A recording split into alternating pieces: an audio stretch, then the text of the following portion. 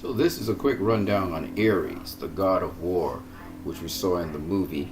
And it's spoiler ridden, but most of you have seen the movie by now.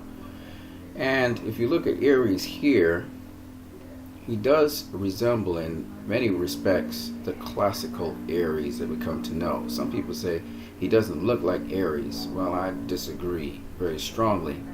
I'll show you the classical George Perez Ares first of all, which you come to see right about now. And you can see that Ares does resemble that classical George Perez Ares quite closely. However, it must be recognized that the George Perez Ares, which we see here in this classical DC Direct line, has slight minor differences between itself and the Ares we see in the movies. This is the George Perez Ares here. This is the DC Universe Classics Ares right here.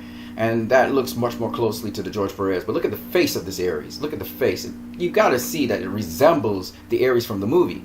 You have different kinds of Ares, of course. You got from video games, the animation, the comics. You got toys as well, the toy Ares here. So there are different kinds of Ares. This is the Rebirth Ares, I believe, the Injustice and Rebirth Ares here. Again, Injustice Ares. This is probably the Ares from Wonder Woman 2009, the Injustice, I think 2 Ares, or maybe 1, I'm not too sure which one. But when you look at Ares from the movie, there he is right there. And look at this Ares right here. Just put a mustache on him and it looks exactly like him. Look at it again. Right there. So, I mean, I can't really see how people can say that that is not the Ares from the comics, okay?